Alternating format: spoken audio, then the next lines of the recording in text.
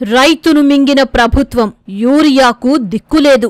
దారి మల్లుతున్న లోడ్లు, రైతుల కడగండ్లు. పనివాడు పందిరివేస్తే పిచ్చుకలొచ్చి పడగొట్టాయట. అలా ఉంది ఈ చేతగాని పాలన.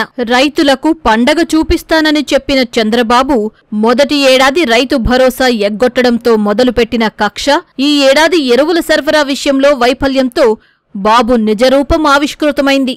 కేంద్రం నుంచి వచ్చిన ఎరువులను రైతు భరోసా కేంద్రాలకు పంపించి ఉన్న ఊళ్ళోనే అందరికీ అందుబాటులో ఉంచిన వైఎస్ జగన్ కాలం నాటి రోజులు పోయాయి.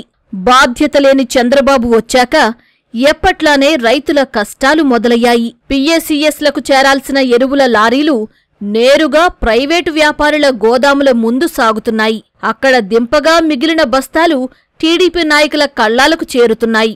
ఇక రైతులకు ఎరువులు దక్కేదన్నడు, చేను బతికేదన్నడు.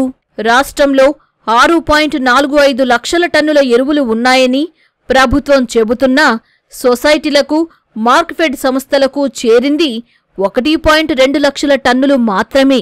అంటే మిగతా స్టాక్ అంతా బ్లాక్లో తరలిపోతున్నట్లు ప్రభుత్వమే చెప్పుకుంటోంది. ఇప్పటికే సొసైటీల వద్ద నో స్టాక్ బోర్డులు కనిపిస్తున్నాయి.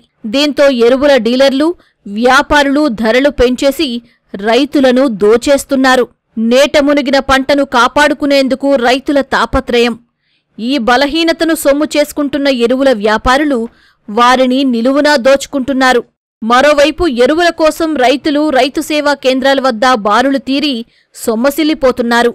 ఇంత జరుగుతున్నా ప్రభుత్వం దిద్దుబాటు చర్యలు చేపట్టకపోగా అంతా సవ్యంగా ఉందంటూ బుకాయిస్తోంది. కనీసం జాలి, దయా లేని కఠినాత్మకమైన ప్రభుత్వంలో ఉన్నామా దేవుడా అని రైతులు పొలాన్ని చూస్తూ విలపిస్తున్నారు.